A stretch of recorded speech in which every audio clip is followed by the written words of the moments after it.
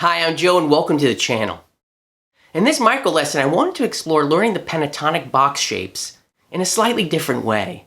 You know, sometimes it's hard for us to wrap our heads around all the different 5 patterns up and down the guitar neck. Well, if you look at it from a different perspective, and that perspective is that there's 2 halves to each of those scale patterns, and those halves connect to the scale pattern before it and the scale pattern after it, it's really not as hard to memorize this because they're all connected. I know this is getting a little bit strange sounding, so let me grab a guitar and I'll show you what I'm talking about. Okay, so let's actually visualize this a little bit better about the 2 halves that I'm talking about for a minor pentatonic scale. We'll take everyone's favorite box, box 1, A minor pentatonic.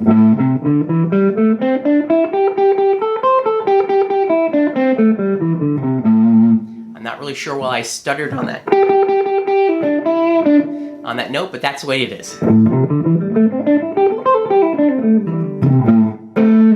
So, taking that scale now and looking at it from a slightly different way, that pattern shape. Well, we know it's 1 4 1 3 1 3 1 3 1 4 1 4, but let's look at it from the 2 halves. What do we notice with the first half, this bottom half? Well, guess what? Our first finger is across the 5th fret the entire time of the scale. It doesn't move. So what does that mean? Well, that means that is the pattern or the shapes that you're going to need to remember for the scale pattern that comes before it.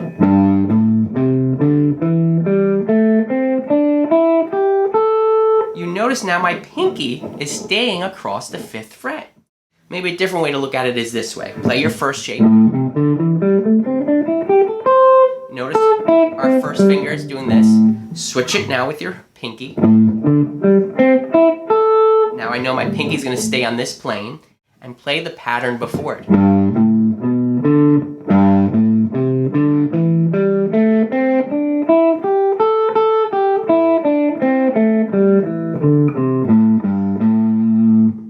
You notice I made a boo-boo there, so let me show you another hack that I use to play the minor pentatonic scale that might help you understand, well, which fingers do I use? If you notice, this pattern is basically made up of 2 kind of finger shapes, the 1 4 move and the 1 3. 1 4, 1 3.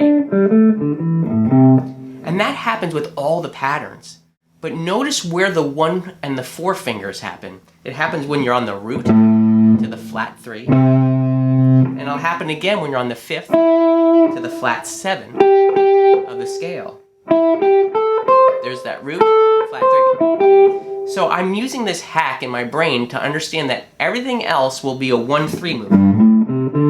And when I get to either playing the root or the 5th with my first finger, I'm going to have to use a 1-4 pattern.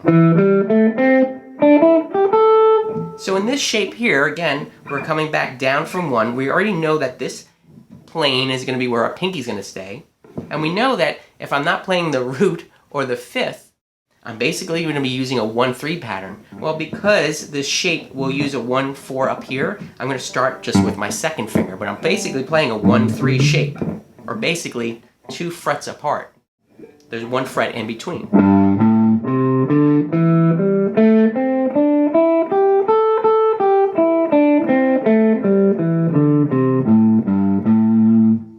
Alright, so that's that half. Well, let's look at the other half of this minor pentatonic scale.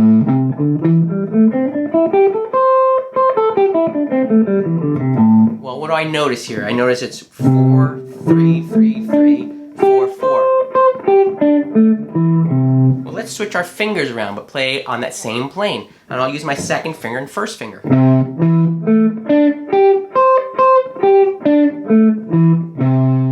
So I can see now that my pattern up top here is going to be that second half of the first pattern. And now I'm just going to put this together again, doing the same hack. 1, 3, well, not 1, 3, but it's that fingering where there's a fret in between. But I'm going to do 1, 2, 4. Then look, I'm getting now to the 5th. And I already know when I play the 5th, I have to actually use my 4th finger to make the stretch up to the flat 7. Here's the root. What do we do with the root again? Come up with the 4 finger. Then 1, 3. And the way the guitar is tuned, I just have to move up it's still a 1-3 pattern. Or I can keep my fingers doing the 2-4 that I did up here.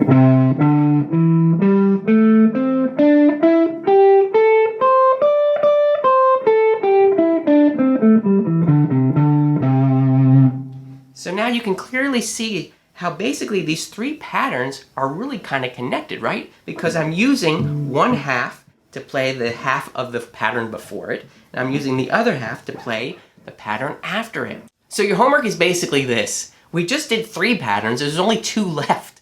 All you have to do is follow the same principle, the same idea. So now the pattern that you ended on, figure out where that 2 halves live, and start the next pattern after that, and continue and connect them all. And I think what you're going to find is that it's very easy now to remember all 5 of the pentatonic boxes by looking at them as 2 halves that connect to each other. Well, that's another micro lesson down. I hope you could see the pentatonic boxes in a slightly different way up and down the guitar neck now.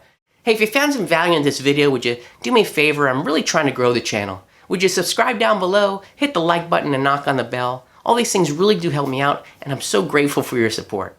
As always, I wish you a wonderful day.